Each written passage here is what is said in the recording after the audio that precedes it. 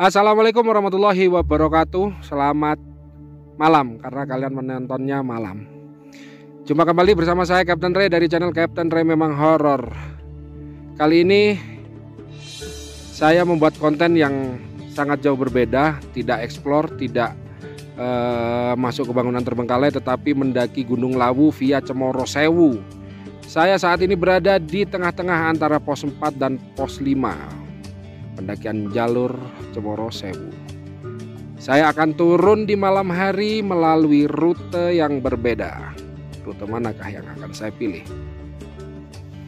Simak terus.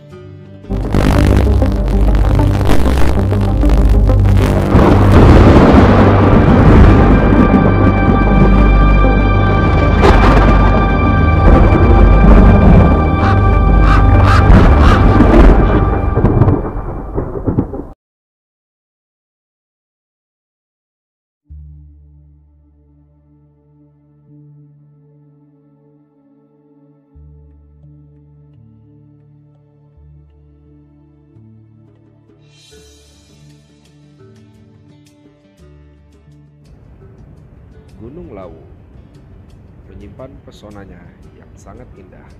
Lokasi tepatnya berada di Kabupaten Karanganyar yang masuk wilayah administratif Jawa Tengah, Kabupaten Magetan, dan Kabupaten Ngawi yang masuk wilayah administratif Jawa Timur. Gunung Lawu menyimpan misteri dari masing-masing 3 puncak utamanya dan menjadi tempat yang dimitoskan sebagai tempat paling sakral di Pulau Jawa. Untuk jalur pendakian via Cemoro Sewu yang saya lalui saat ini, lokasinya berada di Kabupaten Magetan, Jawa Timur. Dalam pendakian via Cemoro Sewu ada beberapa pos yang akan kita lalui, yaitu pos 1 Wesen-Wesen, pos 2 Watu Gedek, pos 3 Watu Gede, pos 4 Watu Kapur, dan pos 5 Jolotundo. Gunung Lawu termasuk dalam list 7 summit di Pulau Jawa, lebih tepatnya dalam peringkat ke-6, yaitu dengan ketinggian 3.265 meter di atas permukaan laut. Setelah berjalan kurang lebih 50 menit dari pos perizinan atau base camp Cemoro Sewu, saya tiba di pos bayangan atau pos sayur, dan kemudian melanjutkan perjalanan kurang lebih 15-25 menit, lalu saya tiba di pos 1 Wesen-Wesen.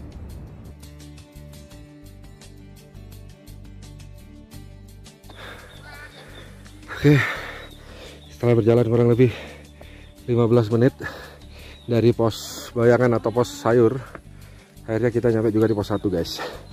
Ya. Kurang lebih kayak gitu tuh pos satunya tuh. Setelah beristirahat dan saling berkenalan dengan pendaki lainnya di pos ini selama kurang lebih 10 menit, saya pun melanjutkan perjalanan. Dalam pendakian Gunung Lawu via Cemoro Sewu, para pendaki akan disajikan dengan trek yang dominan berbatu seperti halnya saat kita mendaki Gunung Arjuno via Tretes. Cemoro Sewu cukup dikenal sebagai trek yang terpendek, akan tetapi kita harus berhadapan trek berbatu yang cukup menguji fisik maupun mental kita. Dan akhirnya tiba saat saya untuk meninggalkan pos 1 Wesen-Wesen ini. Saling bertegur sapa untuk mempererat tali silaturahmi antar pendaki di Gunung Lawu. Mas, lanjut ya. Semangat, semangat. Oke. Di samping itu, Gunung Lawu memiliki pemandangan sunrise dan sunset yang sangat indah. Hamparan hutan dan savana yang hijau. Jika cuaca sedang cerah, maka gunung-gunung tertinggi di Pulau Jawa akan terlihat dengan jelas dari puncak Gunung Lawu. Namun, tidak hanya pendaki saja yang datang ke gunung ini. Khususnya di bulan Suro dalam kalender Jawa, Gunung Lawu menjadi tujuan peziarah dari berbagai macam kelompok. Sampai saat ini, ada beberapa jalur pendakian di Gunung Lawu. Di antaranya Cemoro Sewu, Cemoro Kandang, Candi Ceto, Singolangu, dan Jogorogo. Gunung Lawu sampai saat ini masih juga dikaitkan dengan kisah mistis dalam dunia pendakian. Hingga saat ini masih belum ditemukan asal-usul kenapa gunung ini dikenal sebagai salah satu gunung yang angker di Pulau Jawa. Tapi satu hal yang pasti, kisah di balik Gunung Lawu tentu ada kaitannya dengan raja dari kerajaan Majapahit yang terakhir, yaitu Prabu Brawijaya yang kelima. Mas YouTube gak mas? Yoi. Siap.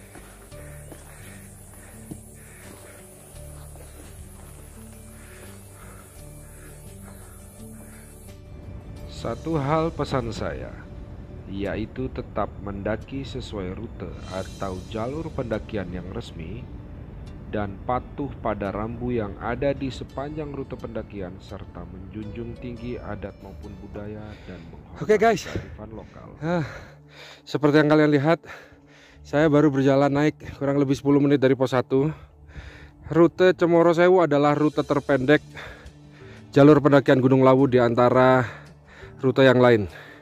Tetapi di sini memiliki karakter trek yang berbatu dan berundak seperti tangga.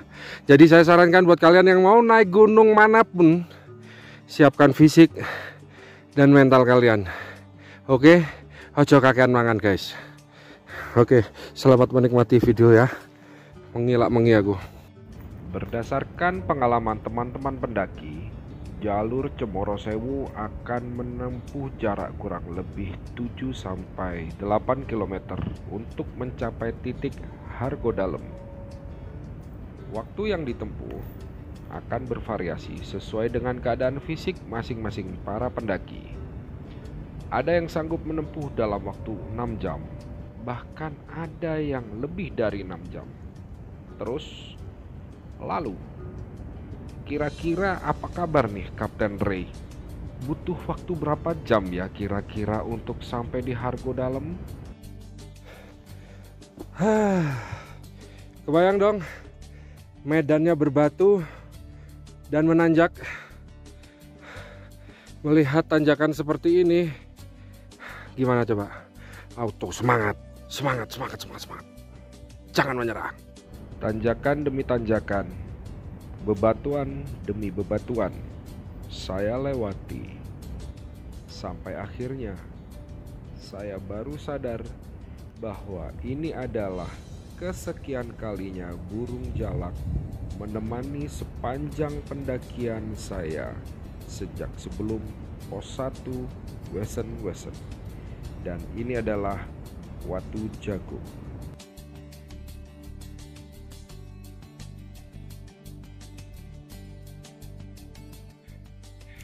Halo Jalak. Ini kita ketemu Jalak Gading hari ini ya guys. Setelah beberapa kali istirahat dan beberapa kali makan cemilan ataupun bahkan makan nasi, jarak yang harusnya ditempuh selama kurang lebih 2 atau 2,5 jam, akhirnya saya nyampe di pos 2 dengan waktu tempuh kurang lebih 4 sampai 4,5 jam. Oke, setelah ini saat ini kita sudah berada di pos 2 Watu Gedek, pendakian Gunung Lawu via Cemoro Sewu. Ya, via Cemoro Sewu. Kita istirahat dulu ya, sebentar. Istirahat dulu, ngopi-ngopi dulu guys. Setelah dirasa cukup beristirahat di pos 2, maka saya pun melanjutkan pendakian dan lagi-lagi saya bertemu dan ditemani kembali oleh seekor jalak gading. Kira-kira ada apa ya? Ini untuk kesekian kalinya saya bertemu dengan burung jalak ya. Tuh. Mulai dari bawah sampai atas, sampai di sini. Saya selalu bertemu dengan burung jalak. Halo jalak.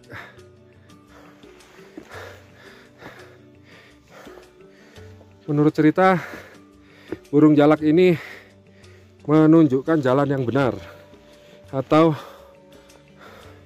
memberikan petunjuk jalan yang rute sebenarnya jikalau kita nyaris tersesat atau tersesat.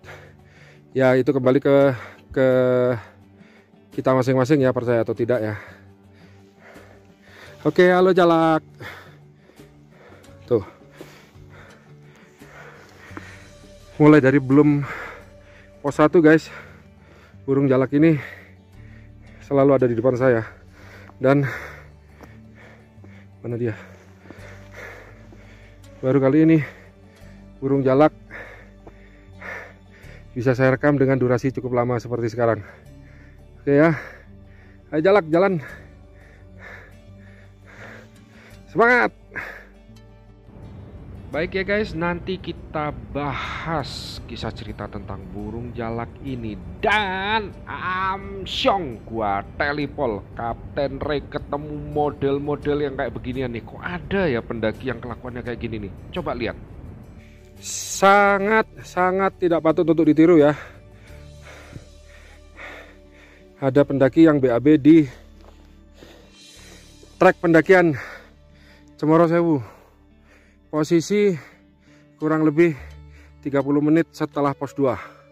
Nah, setelah melewati pos 2 kita akan dijamu dengan trek pendakian yang lebih terjal, berbatu dengan interval mungkin sudah mendekati 45 derajat ya. Oke, demi kalian, semangat. Aduh, bener-bener kelakuan yang nggak patut ditiru itu guys. Itu semoga ya pendakinya tuh dapat pelajaran gitu loh. Dia pup BAB di tengah-tengah jalur rute pendakian Cemoro Sewu guys. Aduh, emang ngehe kelas berat itu orang. Oke guys, kita pindah, nggak usah bahas tentang pup ya. Ini saya ketemu lagi nih sama burung jalak. Ada apa sih? Jalak kangen gue ya? Oke guys, ini jalaknya udah sedekat ini nih dengan aku nih guys. Halo jalak, jalak. Jalak, sini jalak. Nih, sangat dekat ya guys. Sangat dekat sekali nih. Oke, saya akan terima kasih jalak ya sudah menemani saya terus dari bawah ya jalak ya. Oke. Setelah berjalan selama kurang lebih 90 menit alias 1 jam dan 30 menit, akhirnya saya tiba di pos 3. Pos 3 yang lebih dikenal Watu Gede, dan kita di sini bertemu dengan beberapa warga setempat. Kita simak. 70 Pak. Umur 70 Pak. Wah. Tapi masih sehat Pak ya. Semoga selalu sehat, banyak rezeki, keluarganya langgeng, Amin. dijauhkan dari segala macam marah bahaya ya Pak ya, dan senantiasa bahagia dunia akhirat. Jangan lupa subscribe channel saya tapi Pak. Monggo lanjut.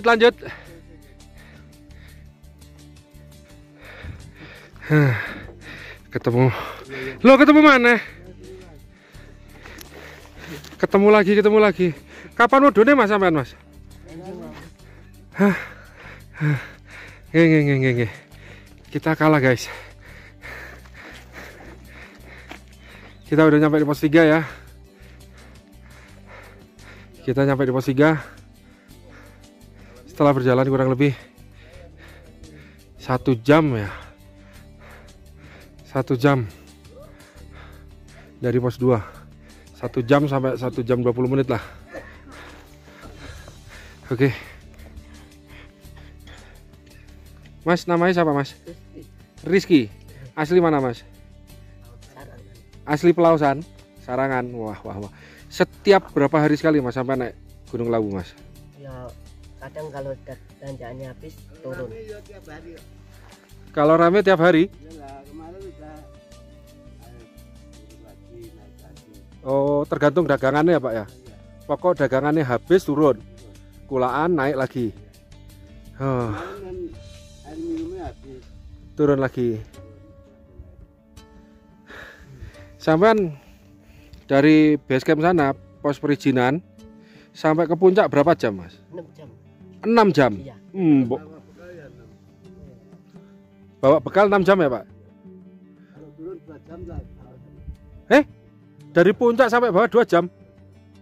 Mbok, guys, 2 jam Bapak itu dari puncak Argo Dumila sampai base camp 2 jam. Malu ndak kalian kalau turunnya aja berhenti-berhenti? Kayak gini nih. Malu ndak kalian? Satu hari, 1 minggu bisa berapa kali? Tergantung dagangan ya, Pak ya. Dalam 1 minggu udah 5 kali, Pak. Mbok. Ini dari pos 3 ke 4 berapa lama kurang lebih, Pak? Sampai sana. Sampai ke pos 4? Apa 4? Ya 2 jam lah. 2 jam. Kalau sampai Lebih jauh 2 ke 3 apa 3 ke 4? lebih jauh 3 ke 4. Lebih jauh 2 3 ke 4. Ini ngetek. Ngetrek terus. Nanjaknya lebih parah dari 2 ke 3. Ya, tapi kemarin kan gempa itu. Iya, ya longsor ya di pos 4 ya. Saya pindah sebelah sana. Oh, gitu. Ini berarti nanti malam atau besok gitu turun lagi, Pak? Iya, dari Sabtu Minggu di atas. Nggih. Mas Rizky sama Pak Asmo sinten, Pak? Pak Marikin. Oh, nggih. Matur sembah nuwun, Pak, nggih. Sehat selalu, Pak, nggih. Rezekinya lancar. Nanti kalau nikah dapat istri yang cantik, soleha, melayani suami dengan baik ya. Oke, makasih. Dadah. Pak, saya naik dulu, Pak ya. Oh iya. Ini guys, ketemu burung gagak lagi nih. Burung jalak. Jalak gading ya, Pak nggih. Posisi ada di pos 3. Ketinggian sudah berapa ini, Pak, posisi, Pak? Saya nggak tahu deh berapa ketinggiannya ya. Yang jelas saya udah di pos 3 nih.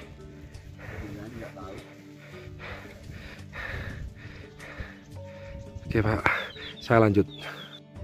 Nah, dari pos 3 ini kalian bisa melihat dengan jelas gunung tetangga atau tetangga gunung lebih tepatnya ya. Ada yang tahu nama gunung ini? Silahkan isi di kolom komentar ya jika kalian tahu nama gunung ini. Ini adalah pemandangan gunung sebelah dari pos 3 jalur pendakian Cemoro Sewu. Gimana? Kalian tertarik gak dengan pemandangan ini?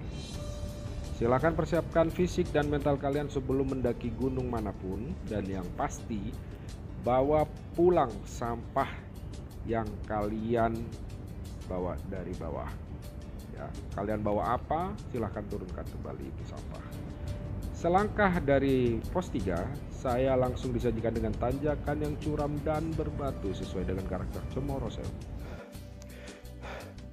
Seperti ini trek awal melewati pos 3 jalur pendakian Cemoro Sewu ya. Kita lanjut ke atas menuju ke pos 4. Ini kalian bisa lihat, ini burung jalak gading.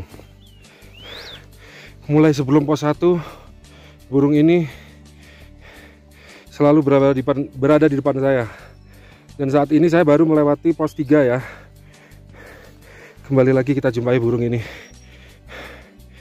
Oke, jalak, terima kasih ya sudah menemani saya dari awal. Sini jalak.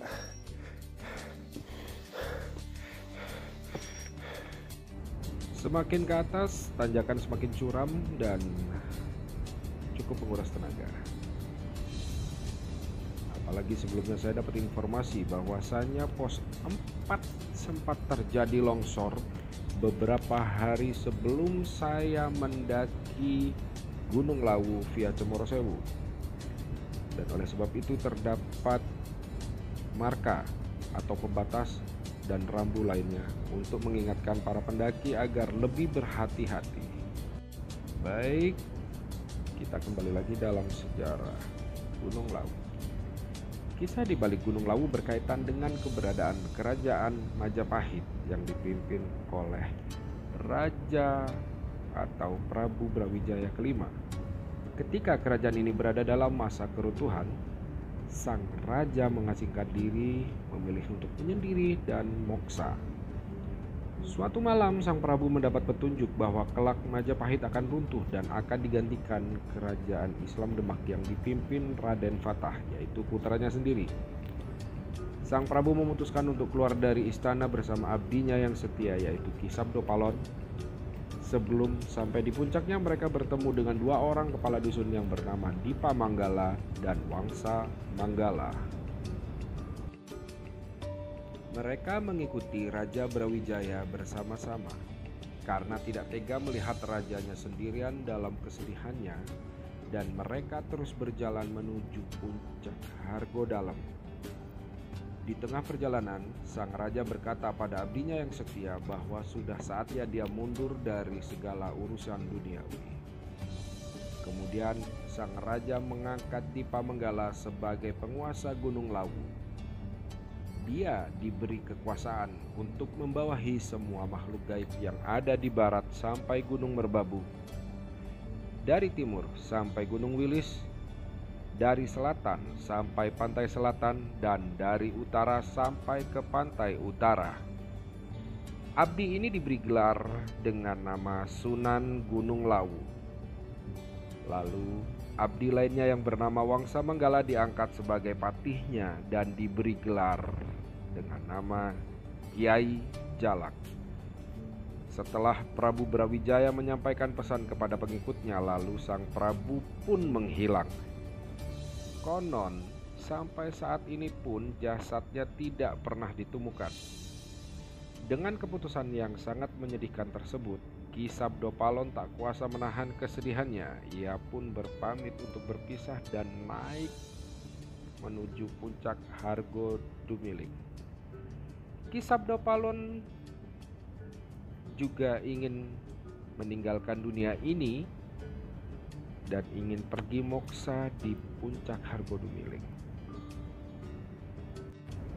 Dan menurut sebagian kepercayaan, Ki Sabdopalon saat ini menjadi pelindung bagi raja-raja tanah Jawa. Kita berjalan di pinggir tebing, di tepi jurang, guys.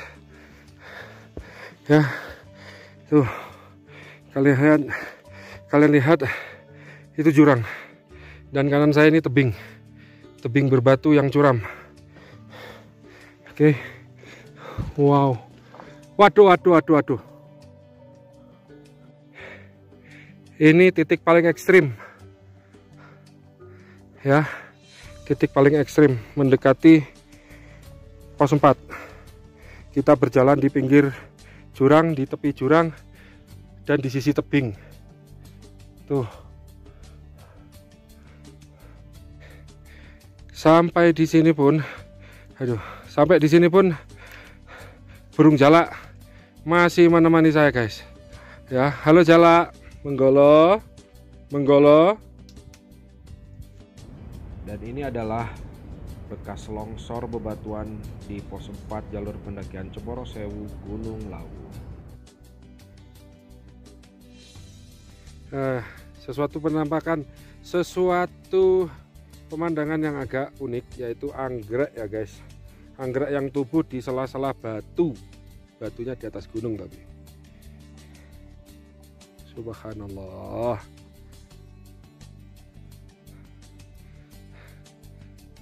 Di situ ada tulisan dilarang naik batu.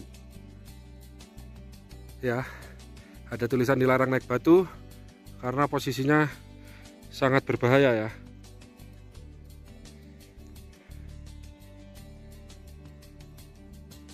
Kita mendekati pos 4, guys. Tapi treknya seperti ini nih. Tuh.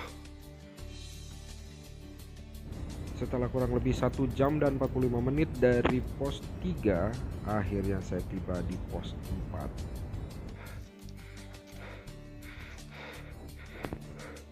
Nah, rutenya kalian lihat sendiri. Ini rute baru, karena rute sebenarnya menuju pos 4 itu sebelah sana ya. Tapi karena longsor, rute dialihkan ke sini dan kalian harus merangkak di titik tertentu di jurang tanah tadi. Oke. Gunung Lawu termasuk gunung yang penuh dengan berbagai kisah misteri.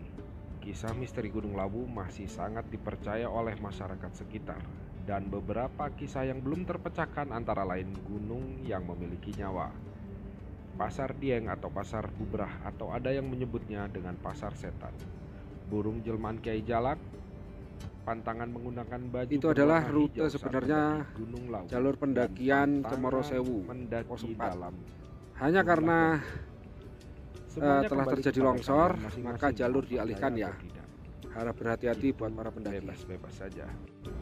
Namun, alangkah bijaksananya jika kita menghargai dan menghormati kepercayaan orang lain serta menjunjung tinggi kearifan lokal. Ini adalah titik Watu Kapur, tepat berada di atas pos 4 pendakian Cemoro Sewu, Gunung Lawu. Belum jauh lepas dari pos 4, saya menjumpai beberapa dupa yang dibakar dan dipasang di beberapa titik tikungan. Akan tetapi, kembali ke prinsip dasar bahwasanya kita harus tetap menghormati kepercayaan orang lain dan menjunjung tinggi kearifan lokal. Kemudian saya disajikan pemandangan yang luar biasa indah, yaitu banyak sekali bunga edelweiss tumbuh dengan subur di titik ini. Semilir angin yang bertiup lembut dan sejuk, serta pergerakan awan yang sangat fantastis membuat saya begitu terpana dalam menikmati pemandangan yang luar biasa indah ini. Posisi saya saat ini berjarak kurang lebih 45 menit dari pos 4 jalur pendakian Cemoro Sewu. Tentunya 45 menit ini untuk ukuran dengkul saya ya guys. Jangan disamain 45 menit dengan keadaan lutut-lutut pendaki yang masih muda-muda kayak yang tadi kita temuin gitu loh. Ini ukuran dengkul melocot ya, oke? Ukuran dengkul melocot. Tak lama kemudian saya tiba di Sumur Jolotundo. Ya, katanya ada yang bilang sumur ini angker, ada yang bilang begini dan begitu. Ya, itu tergantung kepercayaan kalian lagi ya guys ya. Silahkan percaya atau enggak. Ini adalah Sumur Jolotundo, tapi di situ ada tanda dilarang masuk ya. Jadi kita patuhi saja aturan yang berlaku di sini. Jolotundo, Gunung Lawu guys. Untuk ukuran dengkul saya ya guys, dari pos 4 menuju pos 5 atau pos Jolotundo, saya berhasil menempuh kurang lebih sekitar 75 sampai 90 menit atau 1 jam dan 30 menit ya guys. Itu untuk ukuran dengkul saya tentunya. Kita sekarang udah nyampe di pos 5 ya guys. Ada beberapa warung di sini tapi tidak buka. Warungnya buka toh? Hah?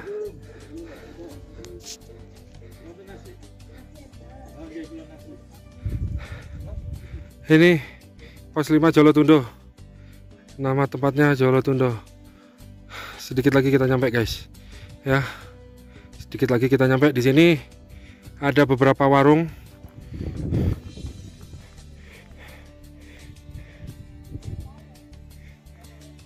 Nah, tuh. Kalian ngedengar kan? Ada orang lagi beli. Lagi ngandok. Nah, ini di pos 5 warung Mbok siapa, Mbok? Warungnya Mbok Ruby. Mbok Ruby. Jadi kalau kalian ingat Batu Ruby, ingat beliau ya, Mbok Ruby di pos 5.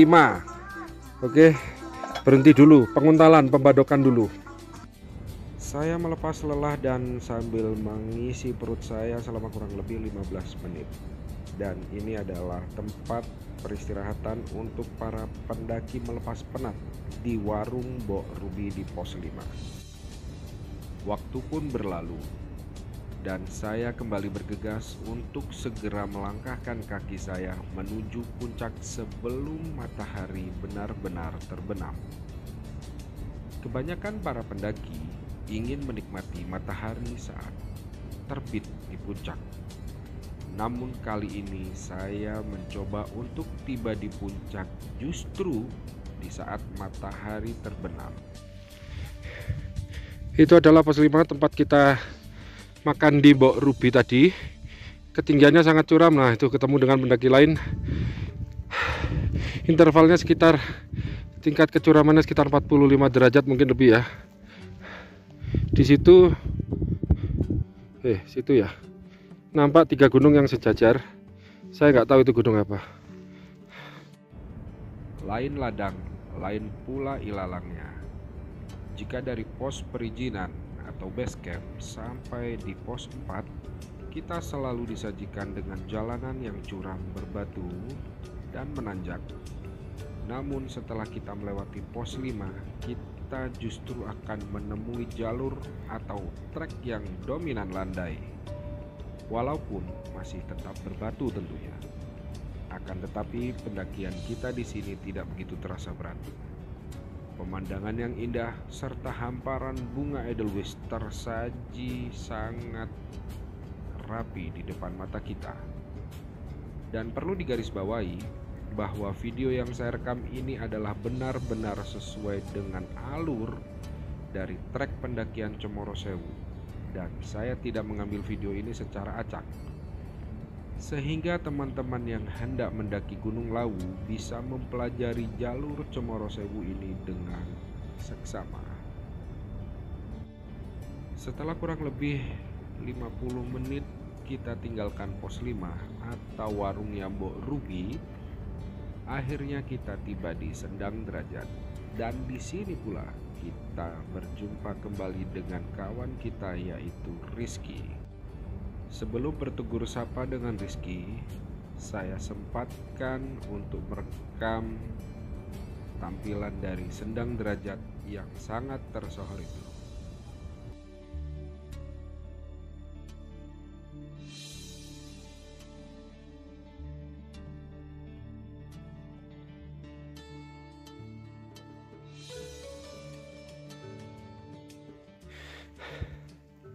Ini adalah Sendang Derajat, salah satu titik lokasi di mana Raden Prabu Brawijaya V melakukan ritual sebelum beliau moksa.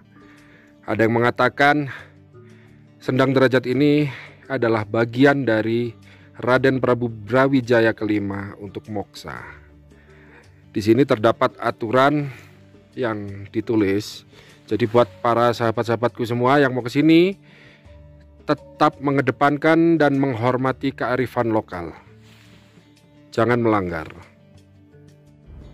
Nah, kurang lebih seperti itulah tampilan detailnya dari Sendang Derajat yang sangat tersohor, yang konon airnya bisa membawa berkah atau bisa mengobati penyakit atau ya seperti itulah.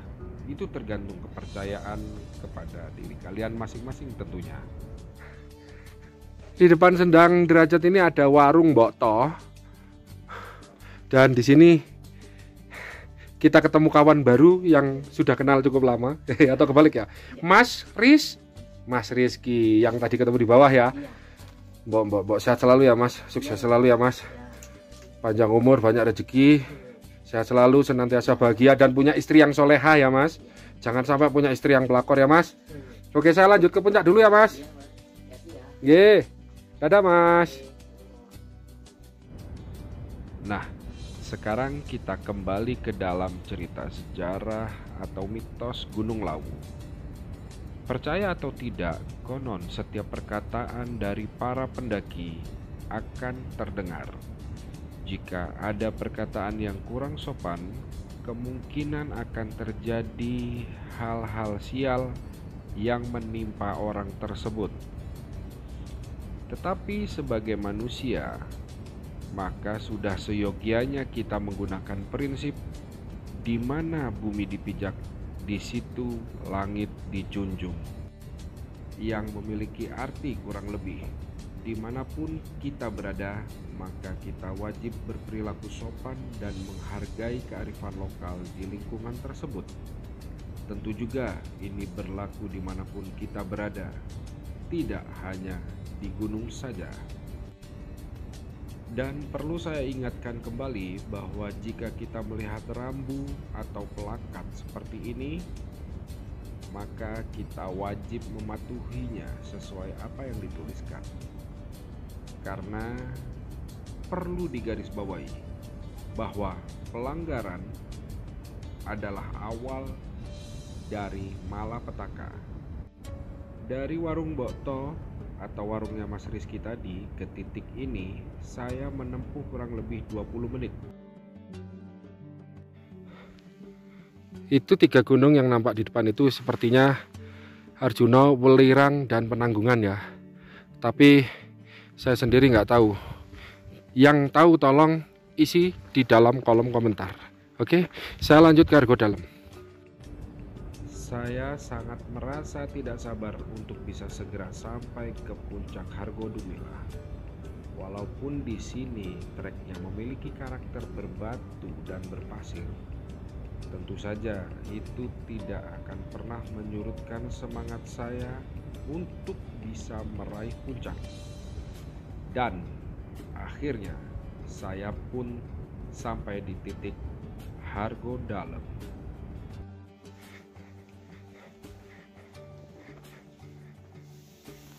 Nun sewu Pak nggih.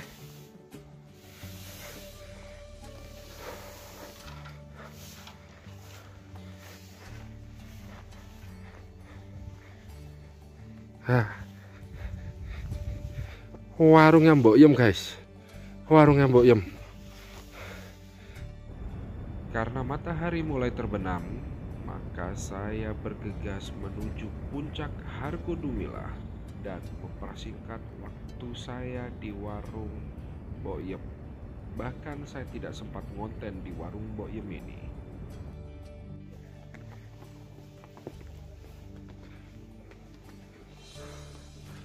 Nun sewu, nun sewu.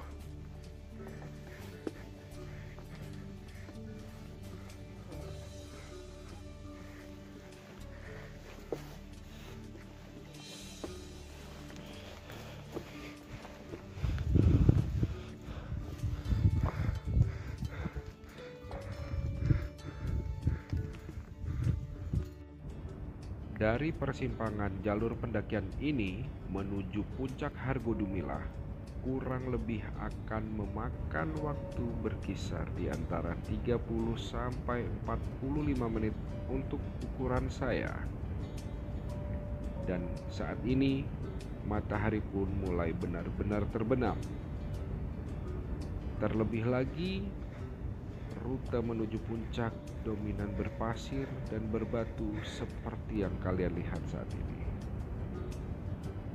Dan alhamdulillah Allah masih mengizinkan saya untuk tiba di puncak Hargo Dumilah atau puncak Gunung Lawu sebelum matahari benar-benar terbenam seperti yang kalian lihat saat ini. Ini adalah pertama kali saya berada di puncak gunung saat matahari terbenam, dan momen ini tidak akan pernah saya lupakan seumur hidup saya.